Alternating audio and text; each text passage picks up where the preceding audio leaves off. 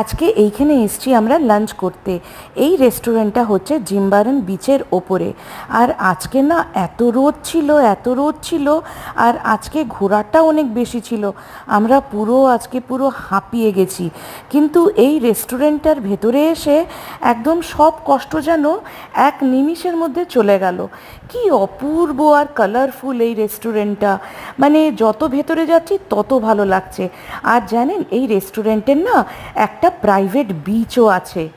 চলুন দেখাচ্ছি, একটু এগিয়ে গেলেই হচ্ছে বিচ। আমরা তো সবাই সকলে দেখে একদম এক্সাইটেড হয়ে গেছিলাম।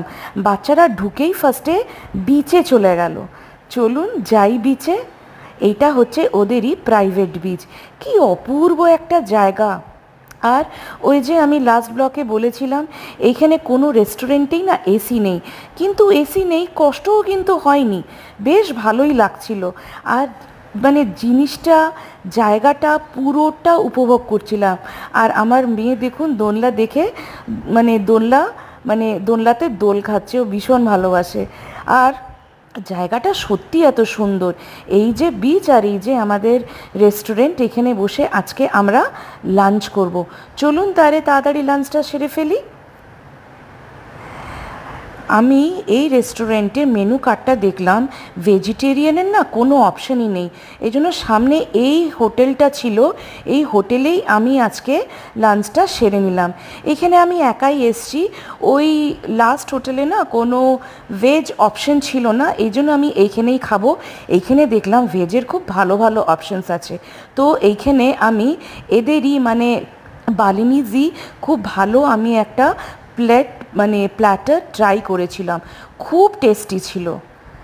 দেখুন হোটেলটা কি অপূর্ব সুন্দর, একটা ঝলক আপনাদেরকে দেখিয়ে দিচ্ছি। কিছুক্ষণের মধ্যে দেখলাম আমার হাজব্যান্ডও চলে এলো। আর এখানে কমপ্লিমেন্টারি চিপস দিয়েছিল আর একটা কোল্ড ড্রিঙ্কস দিয়েছিল। আর এই যে আমার লাঞ্চ প্ল্যাটার, এইটা হচ্ছে নাসি গোরেন, এইটা হচ্ছে ক্রিস্পি ব্রকলি, আর স্যালাড দিয়েছিল। অপূর্ব ছিল খেতে এইটা। তারপরে আমার হাজব্যান্ড নিয়েছিল এইটা একটা ফিশ বোল।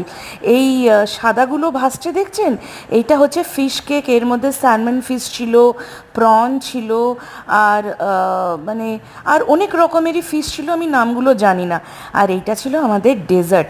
এইটা জানেন কলা ভাজা, তার সাথে দিয়েছিল হট চকলেট, তার সাথে ছিল একটা ভ্যানিলা স্কুপ।